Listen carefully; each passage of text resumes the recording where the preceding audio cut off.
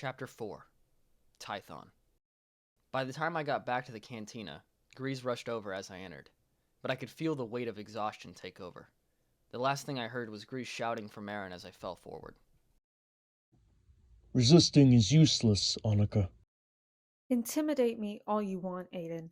You're wasting precious time dealing with me. On the contrary, you've given me exactly what I need. Now I will ask you one more time. Where is Cal Kestis hiding? I already told you back to breath. I don't know. Since you're so keen on taking things the hard way, I'll have no problem torturing you until you beg for mercy. My body shot up as I awakened from my dream. Pure adrenaline took over, but it slowly subsided as I took a few deep breaths. He's awake.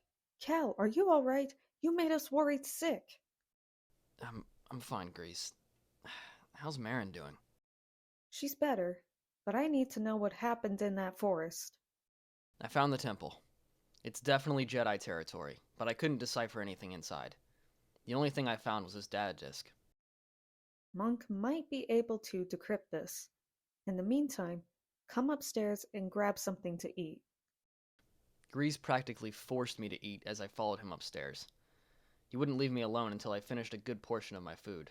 Marin must have noticed I was getting annoyed because I noticed she set the kitchen stove on fire to distract Grease and Monk. You couldn't just teleport me out of here? A simple thank you would be nice for once. Sorry, I'm just worried about Anika. We're a lot closer to finding her now. Try not to let your fears get the best of you. Believe me, I'm working on it. A word of advice, Cal. You're not a weapon. If you wish to seek peace, you must accept what already is. You are not alone in this war. We're here to help. But if you keep shutting us out, you are letting yourself be consumed by the fire. Thanks, but you don't need to worry about me. I'll be okay. Well, if you two are done chit-chatting, Monk unlocked the data disk. Also, you may want to grab Seer's archive book. Grease motioned for me to go upstairs after I got the book. I'm pretty sure it had something to do with the fact that Marin almost set the whole place on fire. Okay, what did you find, Monk? That data disk is way before your time, Cal. According to the transcripts you found in that temple, it's from an era where the Jedi were practically in their prime. It was once known as the Old Republic. Did the temple mention anything about a Jedi Master? Her name was Satil Shan. Actually, yes. She was a member of the Jedi Council. She also fought during the Cold War and Galactic War between the Galactic Republic and the Sith Empire. I quickly flipped through the book and found a picture of Satil standing beside other Jedi Masters. It says here they used to train Jedi on a planet called Tython. Have either of you heard of it? I have. Turgle, I thought I told you to stop eavesdropping on us. I'm sorry, Mr. Grease, but I promise this information will help. Go ahead, Turgle. I overheard some Bedlam raiders talk about this planet. Apparently that guy you're looking for is searching for an old temple there. We've got a lead. I'm going right now. Not without help, you're not. It's too dangerous. I don't want you to get hurt again. You can't face Aiden alone. I will follow whether you like it or not. Man, between Marin and Anika, they really don't take no for an answer. I'm gonna hold the fort down until you return. Besides, I need to keep an eye on Turgle. Okay, it's settled. We'll be back soon. Marin and I wasted no time to get to the Mantis. I can't let Aiden find whatever power lies within that temple. In all my years of traveling the galaxy, I had not seen anything this extravagant. Even though everything on this planet was practically in ruin, I could feel the force all around this place. The trees and grass were so lush, and the river stream seemed to go on forever. I am surprised Aiden spared my life, but I know that ticket won't last long once he gets what he wants. Do you mind explaining why you dragged me all the way out here? There is a rare kyber crystal here. It lies within a temple we are now heading towards. All this for another crystal? What, is the color of your blade fading? I wouldn't expect a weakling like you to understand. Whoever wields it will gain immense strength from the crystal alone. After all, it once belonged to a powerful member of the Jedi Council. Somehow I get the feeling there's more to this that you're keeping secret. You do catch on quick. But I'm afraid our time is up.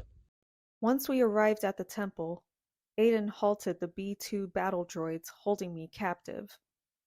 I was once naive like you, Anika, believing the Jedi were peacekeepers who only wanted justice. They were nothing more but pawns. They crumbled back then and have fallen now. You're blind if you think serving the Empire will give you honor. The Sith crumbled due to their lust for power. You're nothing but a mere puppet. I'm more free than you will ever be. Aiden, the Empire destroyed your family. They're the ones you need to stand against. The Jedi were weak. Your beacon of light you continue to hold on to is gone. The dark side has opened a gateway of peace. I couldn't believe what I was hearing. The Emperor definitely did a number of brainwashing on Aiden. He's a mere weapon to destroy all existing Jedi now. I felt the grip from the B-2 droids loosen from my arms suddenly. But my nerves kicked in once I heard Aiden's lightsaber ignite. If you choose to surrender and stop resisting, I will offer you a deal. I'll pass.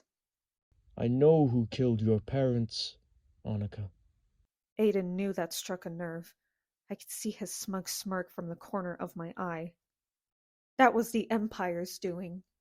If you wish to know the truth, all you have to do is trust me. There's only one answer to that, Aiden. I hope you made the right choice. I only trust in the Force. Taking a deep breath, I closed my eyes and listened to my surroundings. From all angles I could hear the battle droids getting ready to fire at me, but Aiden stopped them. As I opened my eyes, I held my hands out and watched as all of the droids around me flew backwards. Another shockwave released as I jumped towards the entrance of the temple. Just as I got inside the door, it sealed shut before Aiden could follow. Now that I had a chance to escape, I ran as fast as I could. Something drew me deeper within the temple, almost as if voices were calling out. I stopped in my tracks once I saw what was causing a strange glow in the distance. It was the kyber crystal Aiden was searching for. As I got closer and examined it, someone whispered my name. "Who's there?" No one responded, which sent chills down my spine even more. I quickly grabbed the crystal, but felt my eyes wince as a bright flash of light released. When it finally cleared, I was no longer holding the crystal, but a new lightsaber. The designs on it looked ancient and worn, but I also felt stronger just by wielding it. Your destiny is now written. Hello? Who said that? I nearly screamed as I felt a hand on my shoulder, but instead, I grabbed their wrist and flipped them over my shoulder. BD1? What? How did you? Remind me never to sneak up on you again. An overwhelming amount of emotions took over as I watched him stand up. The man I thought I'd never see again was now in front of me. Cal,